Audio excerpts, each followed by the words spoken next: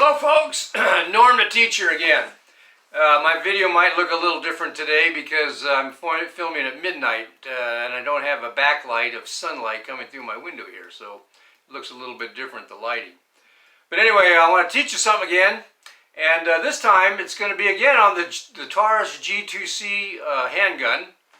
And tonight, yes, I want to show you and teach you about the firing pin block in the Taurus G2C.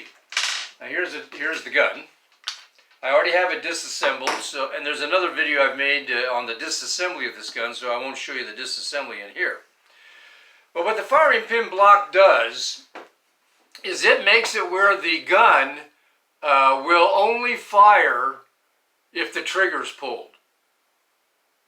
If the firing pin block is working properly, the gun will not fire if the gun is cocked and you drop it and the firing pin is released from the sear and springs forward.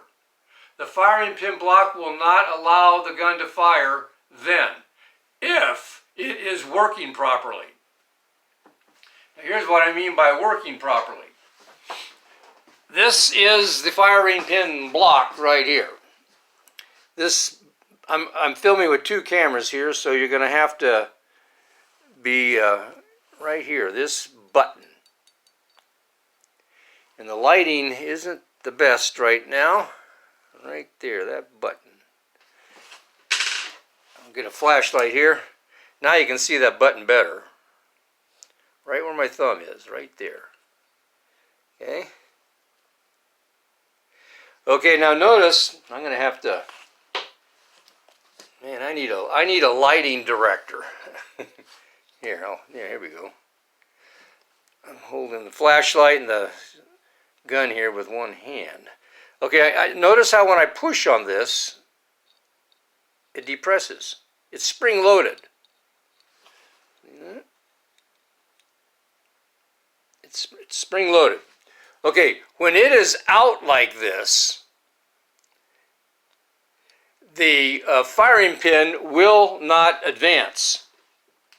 And what I mean by advance is it will not come out beyond this faceplate. Now notice when I push on the firing pin spring, hopefully this will show in, maybe you can see there that the firing pin is trying to come out, but it's recessed in. Show my other camera here. See if I can.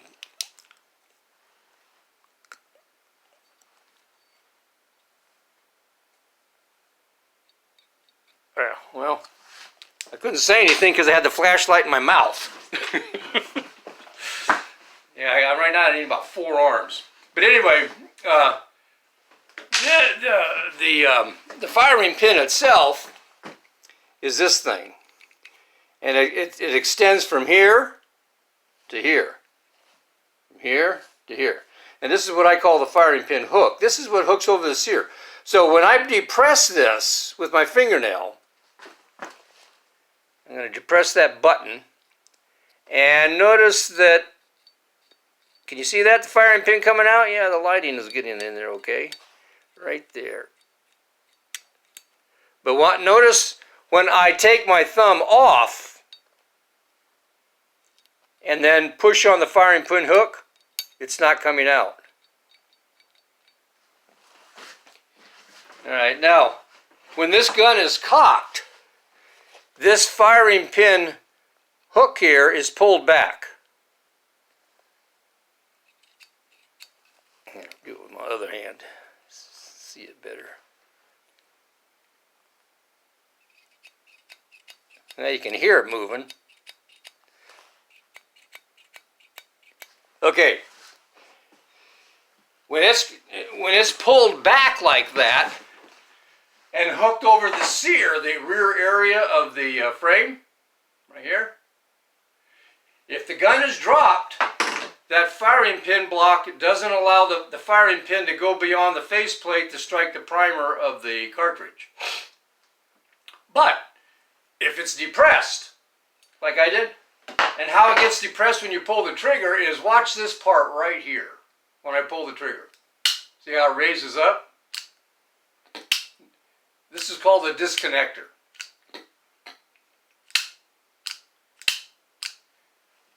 That part there is what pushes up on the firing pin block so that the firing pin will advance beyond the faceplate and strike the primer. And then at the same time, it also releases this firing pin hook from the sear, and the firing pin goes forward. So it's a safety feature, a good safety feature, and it's nice to know that that firing pin block will block the firing pin if it is working properly. Now here's the thing. Here's what I want to caution you about if you're going to carry this gun chambered. There's no way to know if this firing pin block is stuck in the pressed down position. If it is, you don't have a firing pin block safety feature. It's in there, but it's not working.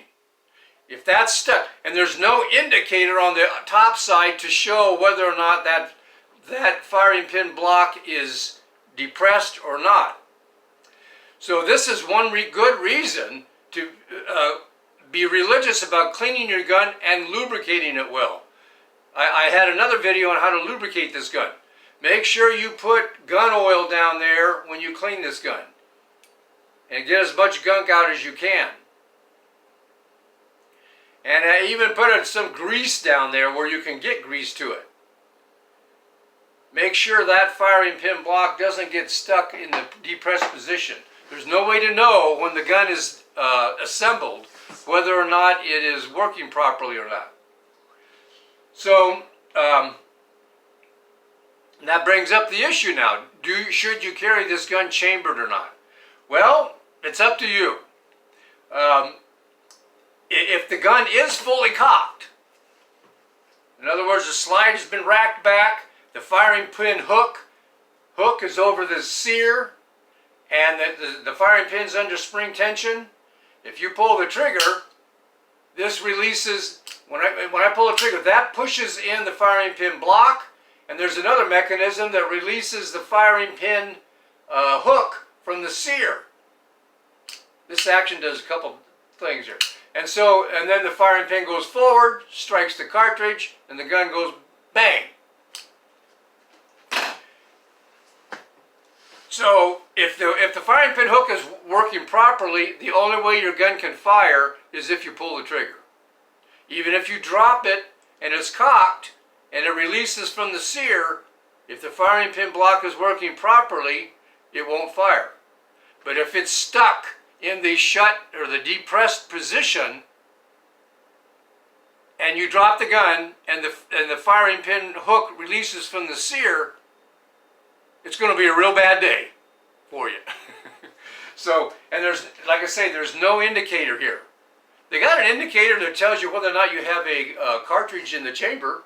When that's up like that, that tells you that there's a cartridge in the chamber. But there's nothing that tells you whether or not this firing pin block is depressed or not. So, clean gun, well lubricated, and when you have it apart, make sure you don't depress it a few times. Make sure it freely springs back. See, like here, I'm just making sure it freely springs back. Personally, I still haven't been able to get myself to carry this gun chambered while it's cocked.